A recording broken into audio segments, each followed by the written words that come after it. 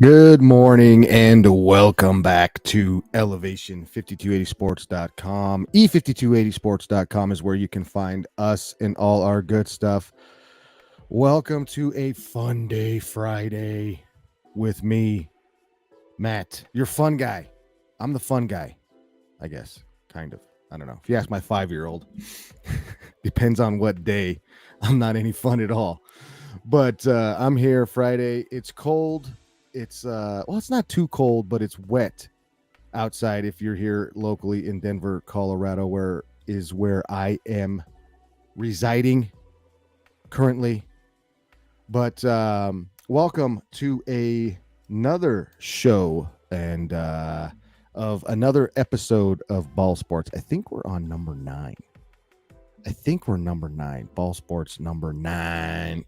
Anyway, real quick before we get into it, as I got things that are going crazy. Before we get rolling, if you are curious as to how to follow us, how to follow me, do that at on X/Twitter, Matt at Matt Mascarenas1. On follow us at 5280 Sports Radio is where you can do that on X/Twitter. IG is House Dad Matt. I have some fun on IG, but you can follow the station as well as 5280 Sports Radio on IG. Don't forget we have a YouTube channel. Go check that out as well. Don't forget the website, blogs, articles, other shows, other podcasts, just so many opportunities to consume everything that we put out here at e5280sports.com. All kinds of good stuff. Other than that, before I get into today's topics, today's show, I have to start here. This is where we're starting because this is a big deal. It's a big deal. As you can see, my hat. I have to go here first. I have to talk about it first. We have to hit it first. There he is. Let's I know this has been a couple days away, but Tuesday was the day that it was announced. But here we go.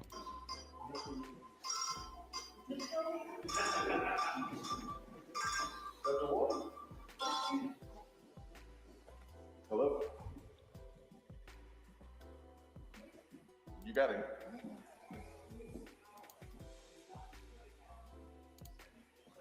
Yes.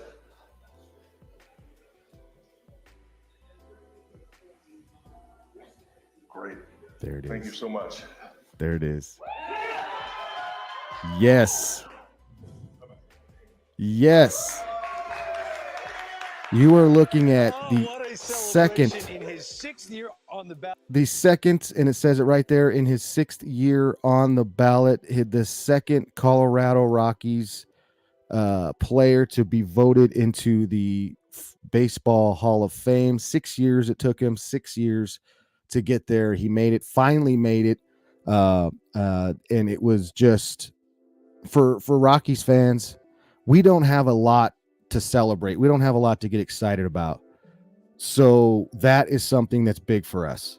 That is something that's huge for us. That's something that we have been waiting for. We have been rooting for, because again,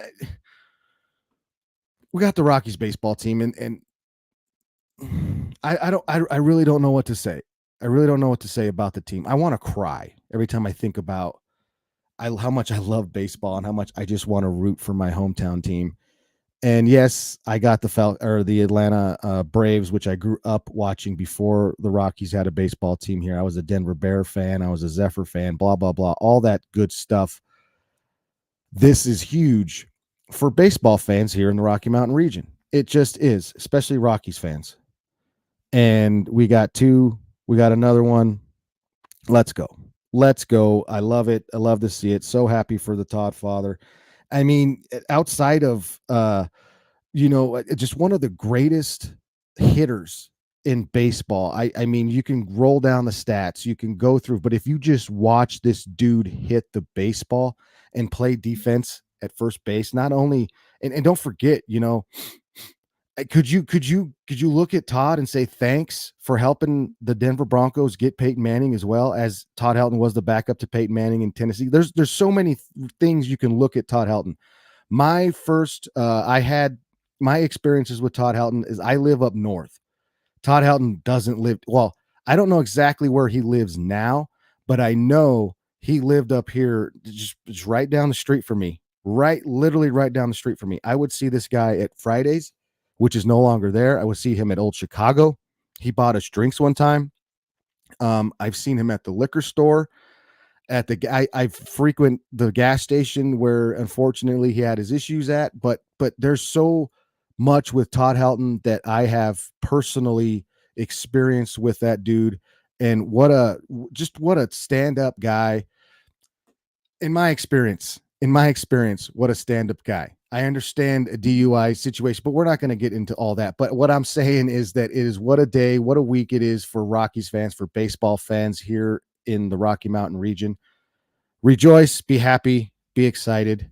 We got another one in the Baseball Hall of Fame. Took forever, but he's there. He's in there. So, boom, we did it. That was awesome. Super, super awesome. Super cool to see that. Todd Helton, the Todd father, is in the Baseball Hall of Fame. Yippee, yippee, yippee doo. Now, moving right along, I'm sure Mike and I will get more into the snubs and all that stuff on Sunday on the Wheelhouse. But today's show is, the playoffs, the championship games are set. We're going right into it. We got this week, and then we're going to go 2 weeks without no football, and then we got the Super Bowl. It's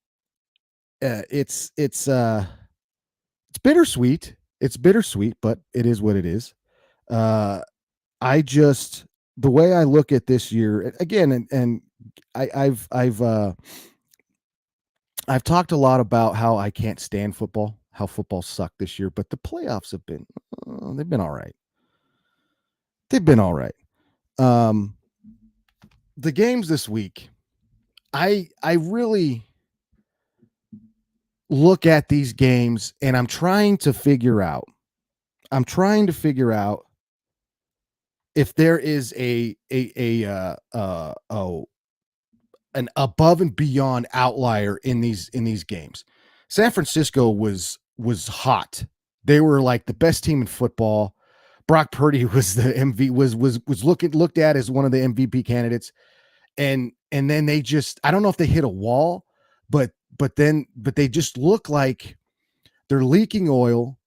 I'm looking at the quarterback position when I go with the San Francisco 49ers. I don't trust Brock Purdy. I don't think he makes enough plays from the quarterback position to look at this team and say, especially if Deebo Samuel's out. If Deebo Samuel's out, then that gives a lot of, that puts Detroit, because a lot of things that San Francisco likes to do and does, that gives Detroit less options, less things to worry about on the defensive side of the football when it comes to the San Francisco 49ers offense. So San Francisco was up here. Now I don't know, man. They kind of fell back to the middle of the pack. I still hold them. I still think they're the best NFC team that's left. The option that's left. But because I don't believe in the Lions, and I've said this before, I'm biased as hell. I don't believe in the Lions. I don't think I've watched the Lions play. I've seen this iteration of the Lions, and I don't see it happening. I don't. But they could shock the 49ers. They could go in there and they can get the upset. And they can, I'm not gonna say back their way into the Super Bowl, but it's just, if the 49ers go into this game with an injured Deebo Samuel, and then you just rewind and look back at last season, all the injuries they had going into the playoffs, and then the year before, the seasons before that, there's been injuries there. There's been injuries. You had to do it with Nick Mullins, Jimmy Garoppolo. There's so many cases where injuries just destroyed the San Francisco 49er team in the playoffs, getting to the Super Bowl, destroyed them. Could it do it? Could this happen again? Everything is there for it to happen. I don't think the 49ers are going to lose to the Lions because I don't believe in the Lions. That's why. I believe more in the 49ers than I do the Lions. I believe more in what the 49ers defense will do than what than the issues or the play that Jared Goff brings. I believe that the defense, the San Francisco 49er defense, will be better. Is the better aspect of that. The running game with San Francisco, I think, and like I said on Monday, I think Detroit can do some of the similar successful things that the Packers did to the defense to run the football. Pin downs, pin and pulls. There was a lot of that stuff going on. And I think San Francisco has the offensive line. Or I'm sorry. I think Detroit has the defensive line to pull that off. I just, the thing that I'm curious about the Detroit Lions is their receivers in coming in and blocking those ends and doing the things that sprung those runs. That's what I'm curious about.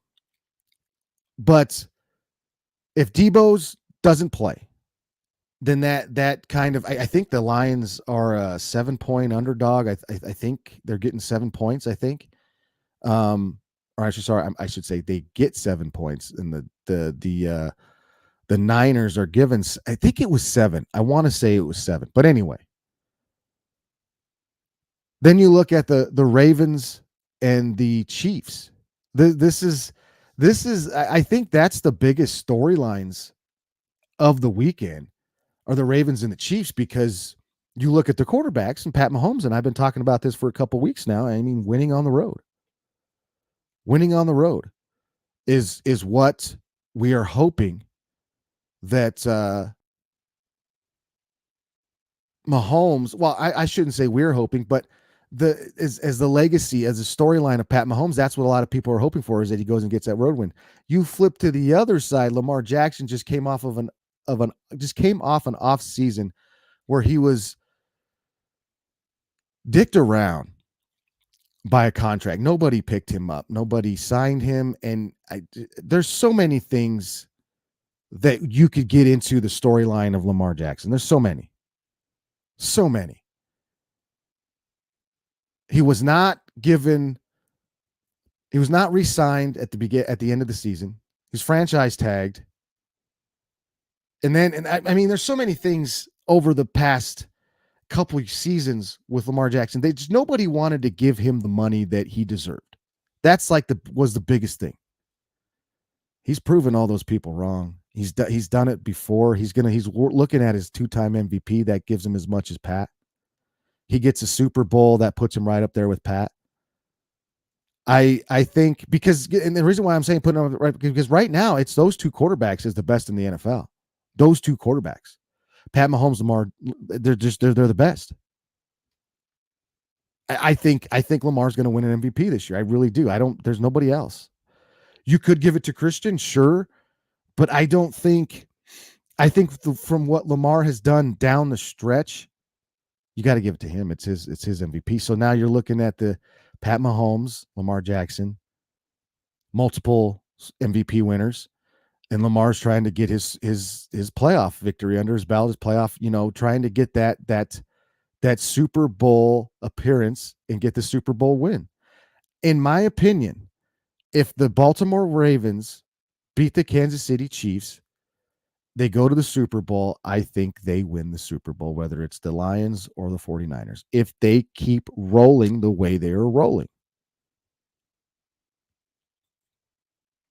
You look as far as, X's and O's in either of these games, there's plenty of places, there's plenty of shows that break that down. But I mean, how many times have you seen these guys play in the past couple weeks? Just alone in the past couple weeks. What are you looking at? Everything's out there.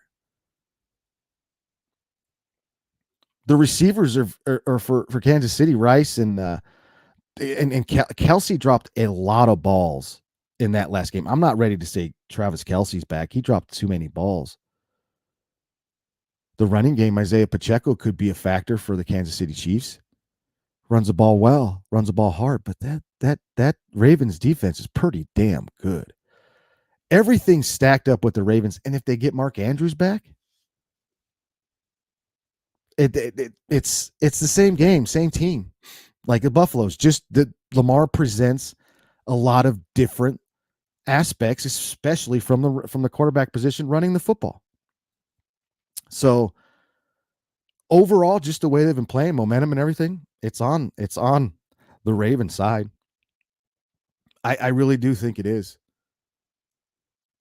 I think this game, the Ravens and the Chiefs game, is going to be somewhat close, and then the Ravens are going to pull away in the end. There's going to be some turnovers, I think. I don't think the Chiefs defense is going to be as good or as dominant with this team. I just think there's so many issues that Lamar Jackson and the Baltimore Ravens present that I don't know if the Chiefs are up to it. I don't know if the Chiefs can go back and forth scoring. I think the Ravens can score a lot of points. And with defensively, I don't know if the Chiefs, or I'm sorry, I don't know if the Chiefs offense is going to come right back. I know there's Pat Mahomes. I know there's all that there, but Pat hasn't played his best this season. He's still freaking number 15. He's still Pat Mahomes. I get all that. I get it. And I'm not discrediting that, but he had some issues this season. Didn't look his best, but the Chiefs are still there. Again, like I said a month ago, I think the Chiefs, you still have to beat the man to be the man. And those are the Chiefs. And Baltimore's right there to do that. I think Baltimore wins. Give me Baltimore in that game. Like I said, I think it's going to be a 2-score game when it's all said and done at the end. I really do. And I think Lamar's just on another level right now. And good for him. Good for him. It's great to see that. It really, really is great to see that. I love it. The Lions and the Niners. That's the one where I think it's a dart throw. You throw a dart at the board and see what sticks. And I that's what I think. It's a toss-up game. I gave you what I think. If the Lions can run the ball like the Packers did, and if they can do some of the things similarly that the Packers did to that defense, I think that's good. But I don't know. The pressure overall might get to Goff, and I think he's going to make some mistakes. I'm not going to say it all rests on Brock Purdy, because I don't think this is a situation where you can isolate Brock Purdy and he needs to step up, do this, blah, blah, blah, blah, blah. But he's going to be asked to make some freaking throws. He's going to be asked to do some things, especially if Deebo Samuel's not there. And if he steps up and makes those throws, hell yeah, give it to him then. Let's go. Step up. This is time to make your – Kyle Shanahan thinks he can do things with just run-of-the-mill, irrelevant draft pick quarterbacks that, is that ego's huge on a Shanahan. He could do it. But I think if he does lose this game, it's going to come back to him, just like the Packers game was going to come back. If he lost that game, it was going to come back to him. They need a quarterback.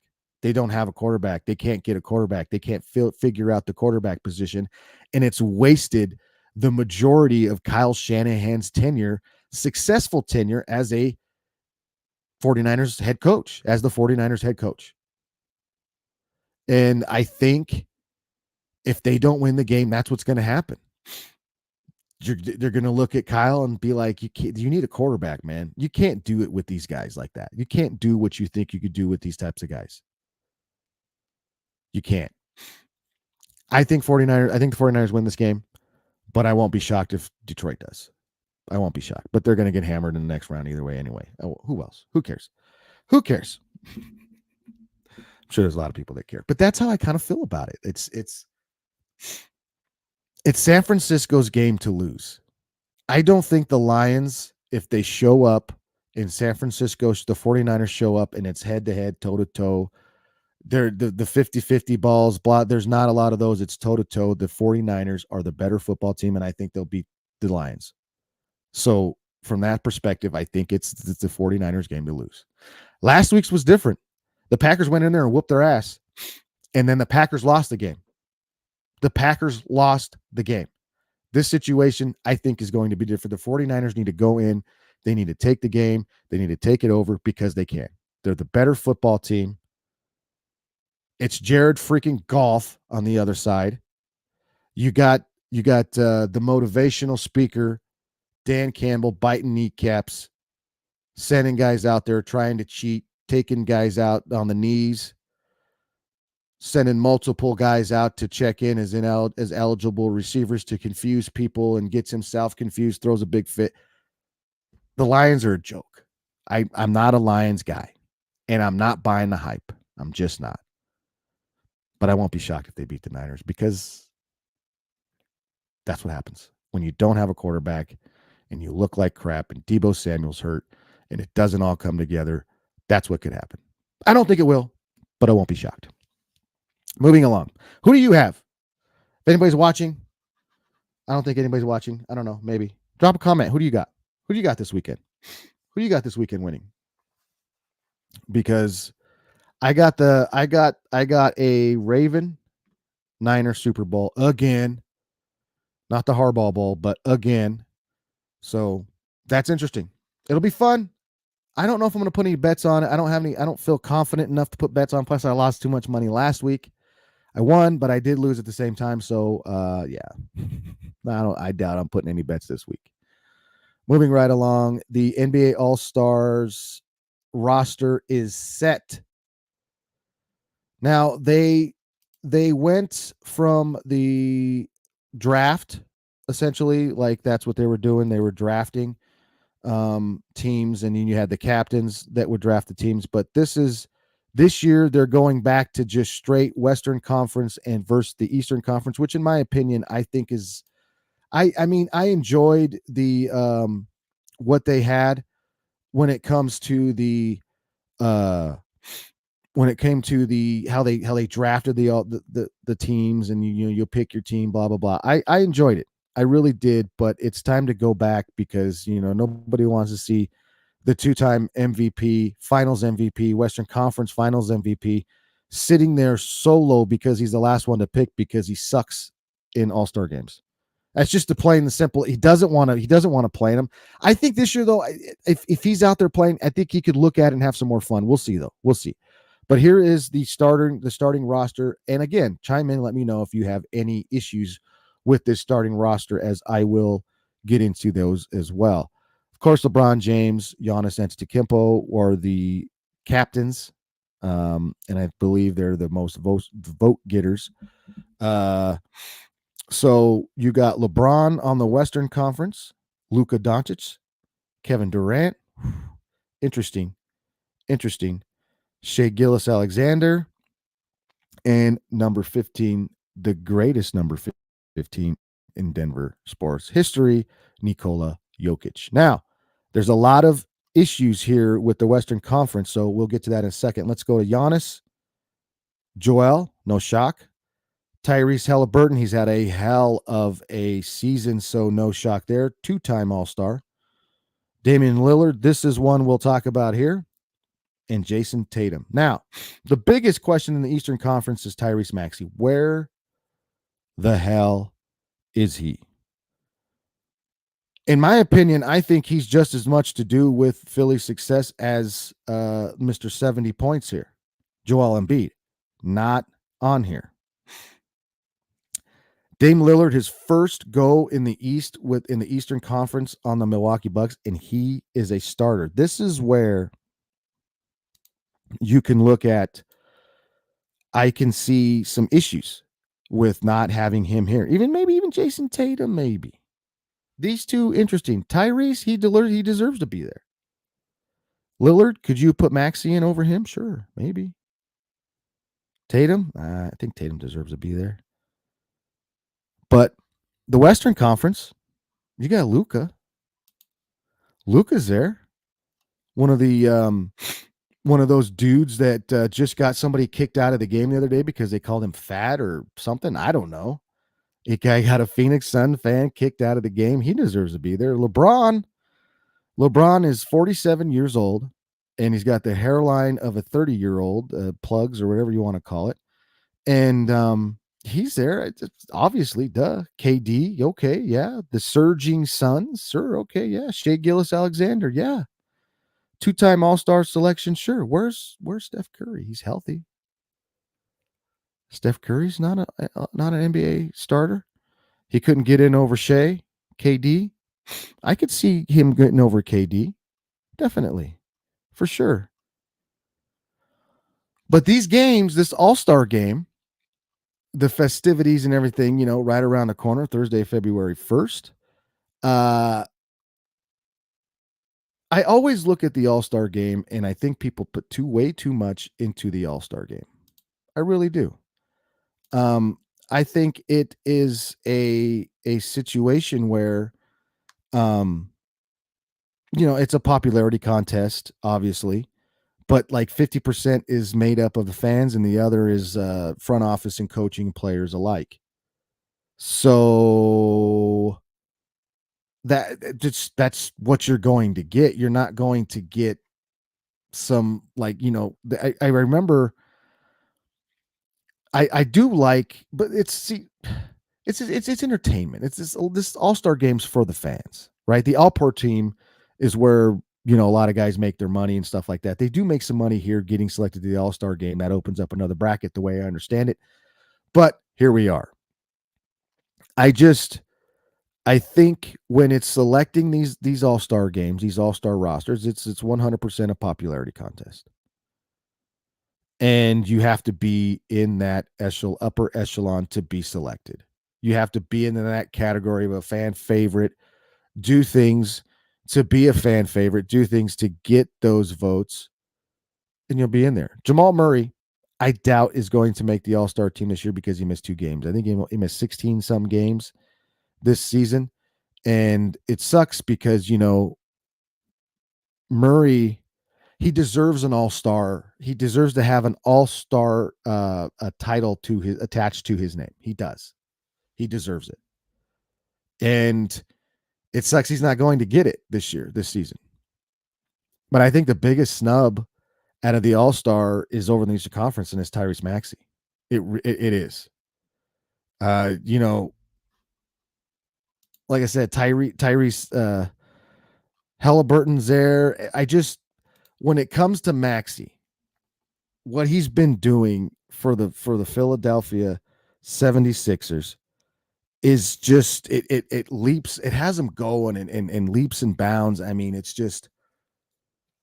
something that you wanted to see from the guy. And Tobias Harris, man, the things that he was doing too is I could see him being a reserve. Trae Young didn't make it on the Eastern Conference, which is interesting. So was there a lot of snubs? Like, were you surprised at seeing some of those things? Like, I'm just curious about that. Like, was it surprising not seeing a couple of those guys on there? Was it surprising? But, that's the NBA for you. And we'll stay right in the NBA. Joel Embiid. I didn't know how I was going to talk about this. I was going to drop something the other day, but I don't know how we're going to talk about this because Joel Embiid scored 70 points. This has been a couple days on, and so I don't know if you've talked about it or you're sick of hearing about it, but this has been a couple days ago, and I think that 70-point game in the NBA when it was against the Spurs. Okay, let's go there. Wemby had 33 points, and to see the size of Wemby compared to Joel, that's something. Even Joel was surprised at how big that dude is, or how tall I should say he is. He's tall. He's a tall guy. Scored 33. Joel Embiid scored 70 points. I think he got up 40-some shots. He was 21 of 23 from the free throw line, 40-some attempts. I think the closest on his team,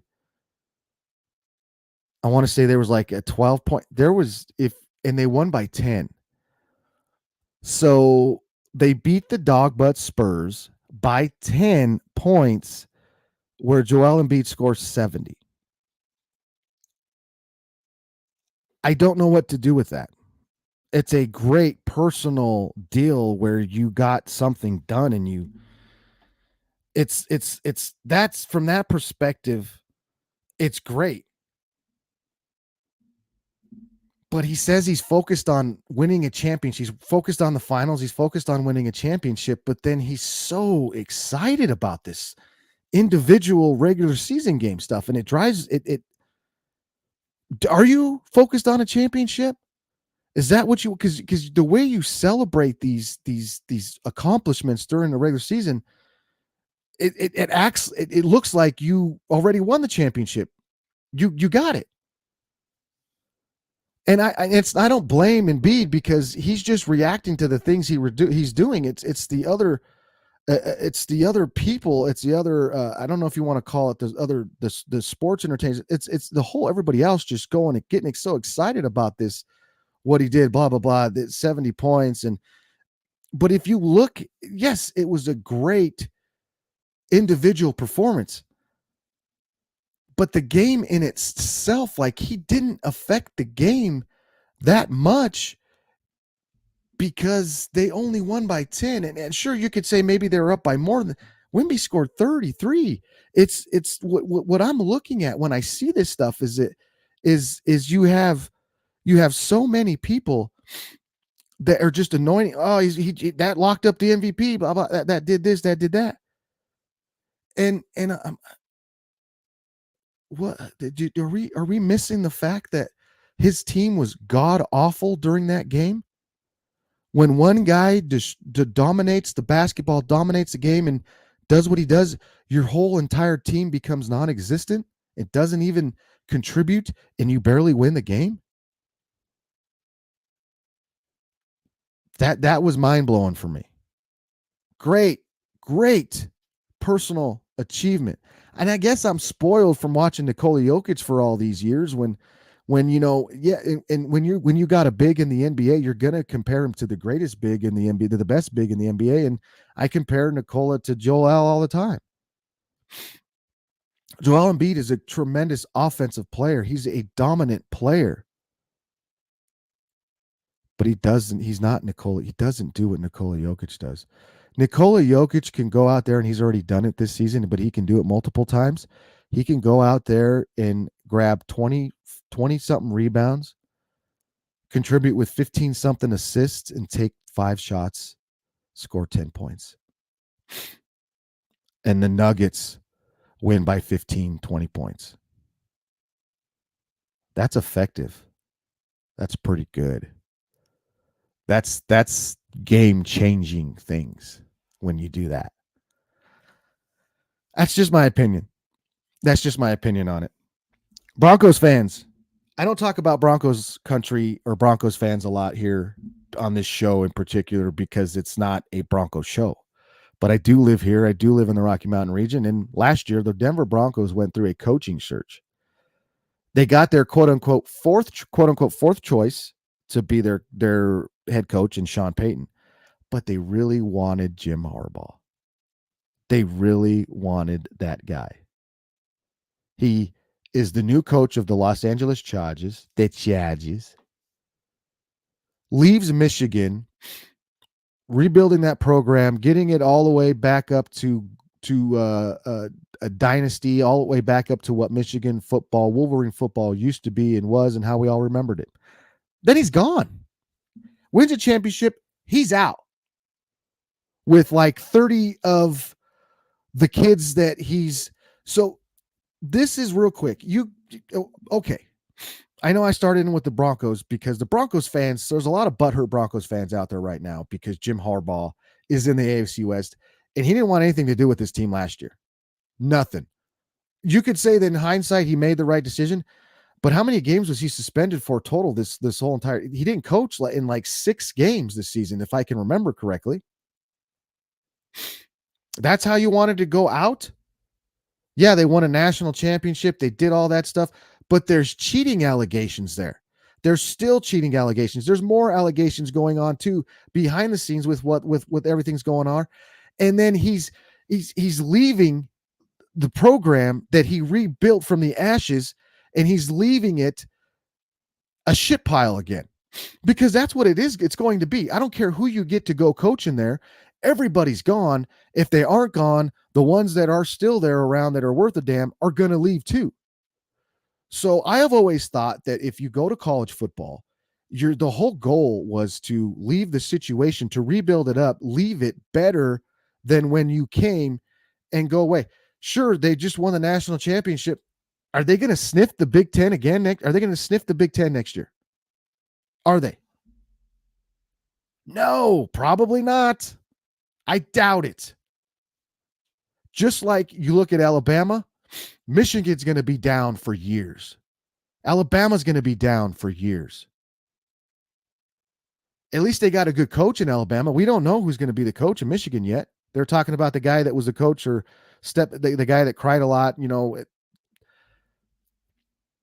This is why college sports is not what it's not the purest form of amateur sports that there is out. It's not. It used to be. You could look at it as being the purest form of amateur, which I understand that it needed to change those things and pay. I get all that. But now this is why I don't get mad. I don't get upset when the NIL deal and all that stuff and then transfer portal opens up and kids go into the transfer portal and leave. I don't get upset. It is what it is because of shit like this, where you got the coach. I get it. I've done everything I can. Have you? You're leaving the team in a worse position, in a worse spot. Matt, being the national champion is worse. Yes, when you come back the next year and you're gonna look like ass. That's why I don't care when players enter the transfer portal or the NIL money is paying kids, starting caliber kids, to sit on the bench so they don't play for other teams. I don't care when you got coaches that could just roll out on a whim. Not on a whim. Just gone. And there's nothing. I'm gone. I'm out of here. Just like, let's look at Pete Carroll. Remember when Pete Carroll was with USC? He was out, gone. Then what happens? Sanction after sanction. Reggie Bush loses his Heisman. All this BS that pops up. It's the same thing with Michigan. It's the same thing that's going to happen there. I feel bad for Michigan fans. I do. Detroit Lions fans can eat a you-know-what. Michigan fans, I sympathize for. I feel bad for you. I do. Broncos fans, I'm over here laughing my ass off.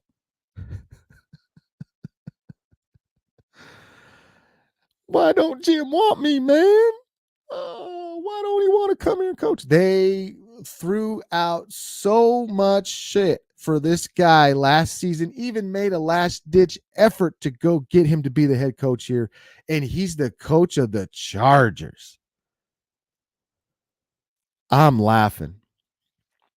But in my opinion, it just shows you where you could look at college football and say that's why college football is in a bad position, because of the shit like this, when the coaches just roll out, transfer portal, NIL, blah, blah, blah. That's why all that stuff exists, because coaches can do this, and they do that. They do. They do it. Mel Tucker, not even there anymore. Boise, you dodged a bullet there, didn't they? You just there's just so many examples of over the history of this stuff happening in college sports and college football, and then it happens again. I've always felt you're supposed to leave a situation better than when you got there, and nobody does. They don't care. It's like you just lived in a house for so long, and then you just leave all your shit and your trash there, and you move out and go to a different, bigger, better house in a better neighborhood, and you don't even go back to visit. You don't even care. Sure, Harbaugh's he is almost everything that he's done for that. Sure, okay, but what now? It's going to go back to mediocrity. It's going to go back into the shitter again. It is. It will. There's nobody that's going to go and play there. There's no more. Sure, there may be some kids that have it in their heart. I want to be a Michigan Wolverine. That's where I want to play. I don't care how much this other school. I don't care how much this coach recruits me. I don't care how much blah, blah, blah, blah, blah. I want to be there. Sure, there are still those kids, but those kids when they grow up, I guarantee you there's kids that were so happy to go to Michigan, and then Harbaugh recruited me. I grew up watching this guy play, coach here, blah, blah, blah. I get an opportunity to go here. Oh, now he's going to the NFL. I don't want to go play there anymore. Happens all over the place, and it happened again here. That's why I don't want to hear it. Coaches bitching about NIL or transfer portal. I don't want to hear it. I don't want to hear it. I don't want to hear it. So we'll see what happens. Like I said, I think they're going to look like ass, Michigan. I think they're not going to be good next year, and it's going to be a while before they get better. I really do. You give it 3 to 4 seasons, it's going to go through at least probably another 2 coaching changes before they even get there. You're probably going to have to go get some guy that was there, like they're going to have to start all over again, like they did, like with Rich Rodriguez and who the hell else was out there that was lasted, and it was just like we're going to go to the well. We got to go to the Wolverine well and keep filling it up from there. See if there's any more water.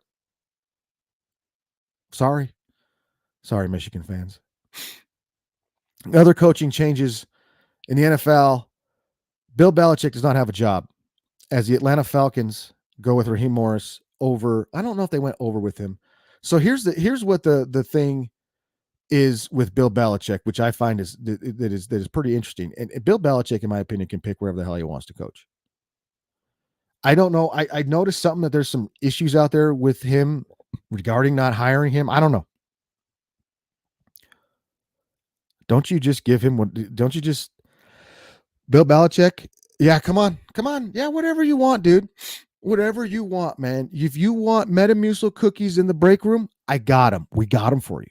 We'll put whatever kinds you want. We got them. We're here. Do you want to just do this? You want to run that? Sure, go ahead. We got it. I don't know if he's going to take some time off.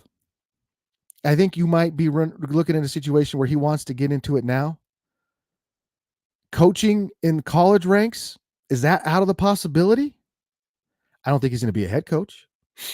Could he go be a coordinator somewhere? We've been joking about him coming here to be the DC for the Colorado Buffaloes and Coach Prime. But that's a pipe poop dream. No freaking shot. Would be crazy. No shot, though. He's not out. He's out there. The only jobs that are left, I think, are Seattle and Washington. Atlanta's been filled. Oh, Tennessee. Is Tennessee still open? Or did they hire a guy there? I feel like they hired a guy there.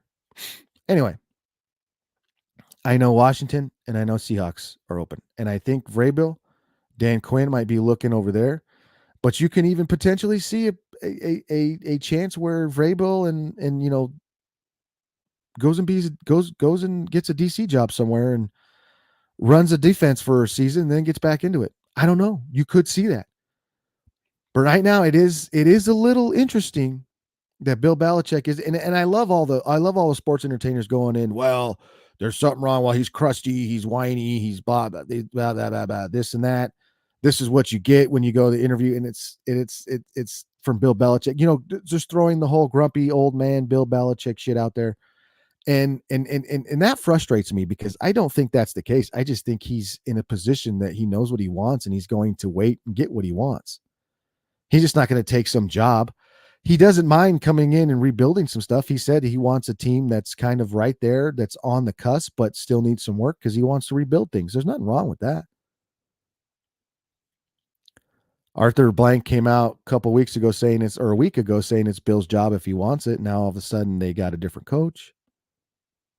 Carolina picked the guy, the OC from where was he from? Tampa Bay. So that was, we'll see what he goes with that. But a lot of things that are happening and a lot of things that are shocking. I'm not shocked by anything anymore. I really am not. So I'm excited to see where this ends up. I'm excited to see how it finishes out. Who gets these jobs and blah, blah, blah, whatnot. We'll see though. But as far as this weekend goes, that's going to, I'm sorry, I should say, as far as today's show goes, that's going to wrap it up today. As I'm getting a little, throaty, voicey. fighting off a little cold here. So anyway, again, I got the Ravens and the Niners, but I won't be shocked if the Lions beat the Niners because Brock Purdy is not a good quarterback. I don't know. Wouldn't be shocked, especially if Debo doesn't play. Could be detrimental if Debo doesn't play. But I still think the Niners overall can win that game. And the Lions just suck. Suck it, Lions fans. Anyway, that's going to do it for today's show. I hope you all had a good time. Again, you got to follow me.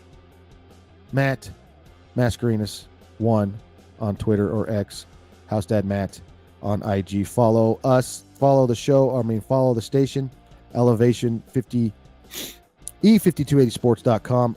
5280 Sports Radio on Twitter and X. Those are tongue twisters, I guess. But that's going to do it for me today. We will see you on Monday. If you Sunday, don't forget, check out me and Michael Spillin right here on Sunday Live with the Wheelhouse. We'll have some good stuff going there as well. But have fun this weekend. Make some good bets if you're betting. I will see you Monday. Good night. And bang. I don't know. I was going to say something clever, but it just skipped my... Anyway, we're out of here. Peace out.